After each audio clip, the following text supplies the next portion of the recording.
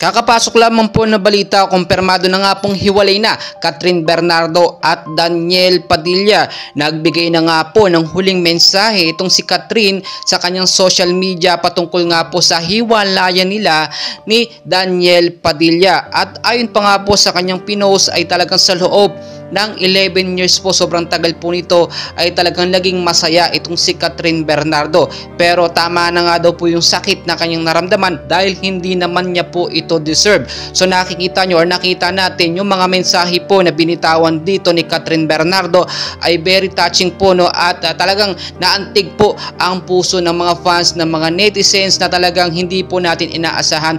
Alam nyo po, no, hindi naman talaga deserve ni Catherine Bernardo na maksaktan po ng ganon.